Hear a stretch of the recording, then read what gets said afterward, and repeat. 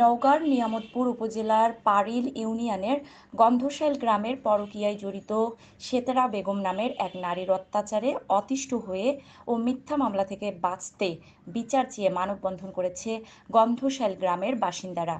সেতারা বেগম তার পেটুয়া বাহিনীর সহায়তায় 10টি মিথ্যা মামলায় প্রায় 30 থেকে 40 জন নারী ও পুরুষকে মামলা দিয়ে গ্রামের লোকজনকে হয়রানি করছেন বলে জানান মানববন্ধনে অংশগ্রহণকারীরা।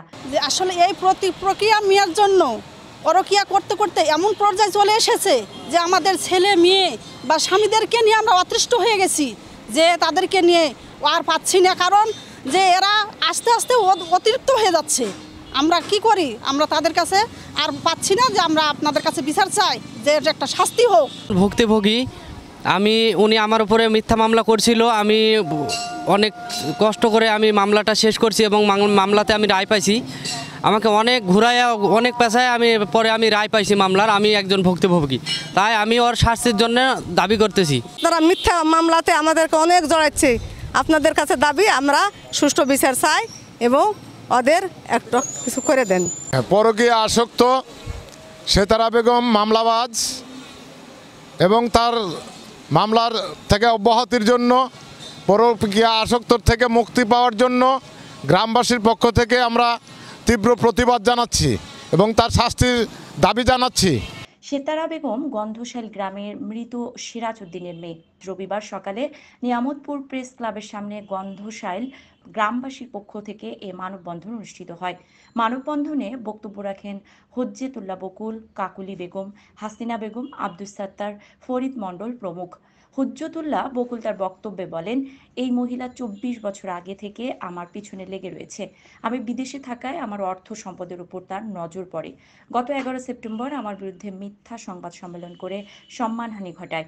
সংবাদ সম্মেলনে ওই মহিলা দাবি করেন 1999 সালে আমি তাকে বিয়ে করি। 2005 সালে তার পেটে সন্তান আসে এবং 2006 সালে আমি তাকে ডিভোর্স করি। তারপর তিনি নওগাঁ আদালতে আমার বিরুদ্ধে নারী ও শিশু আইনে মামলা করেন। মামলার সঠিক তথ্য ও উপাত্ত দেখাতে না পারায় আদালত আমার পক্ষে রায় দেন। এরপর থেকে নানাভাবে আমাকে হেনস্থ করার জন্য উঠে পড়ে লাগে। আমি মোহাম্মদ হুজ্জতুল্লাহ বকুল, আমার গ্রাম গন্ধশাইল। আমাকে 11 তারিখে যে একটা সংবাদ সম্মেলন করে আমার নামে যে একটা মিথ্যা অপবাদ দিয়েছে, যে আমি তার নাকি স্বামী, আমার নাকি একটা বাচ্চা আছে, এগুলো সম্পূর্ণ ভুয়া এবং মিথ্যে। এ বিষয়ে সে কেস করেছিল নারী শিশু নির্যাতনে। সে কেসের আমার রায় ডিগ্রি পেয়েছি আমি আদালতে। তার কাগজ এই যে এখানে আমার সম্পূর্ণ মজুত আছে। এবং সে বিদেশে গেছে, বলছে যে আমি নাকি তাকে বিদেশে বেড়েছে, সম্পূর্ণ মিথ্যে।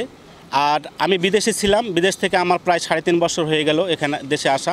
3.5 বছরের মধ্যে 2023 সালে পুনরায় ওর পেটুয়া গুন্ডা বাহিনী দিয়ে আমাকে জোর করে তার বাসায় অস্ত্র ধার নিয়ে তার বাসায় নিয়ে জোর করে আমাকে বিয়ে করায়। বিয়ে করার পরে আমি 11 দিন পরে তাকে আবার তালাক দেই। তালাক দেওয়ার পরে কোর্টে কেস চলে। বর্তমান কেসটা রানিং আছে এবং তারই তদন্তভার বর্তমানে ইউনিয়ন পরিষদে রানিং আছে। এমতো অবস্থায় কোর্টকে অবমাননা করা প্লাস এই পরিষদকে অবমাননা করে যে প্রেস ব্রিফিংটা করছে, এটা আমার ইজ্জতের হানি করছে, আমাদের গ্রামবাসীর একটা হানি করছে। আমি চাই এর একটা সুবিচার। এর আসল ব্যবসায় হলো আসলে তার যে দালাল চক্র আছে, দালাল চক্র দিয়ে এ যে মামলাবাজ, তার মামলাবাজ করে টাকা উপার্জন করে, এর হচ্ছে মেন ভিত্তি।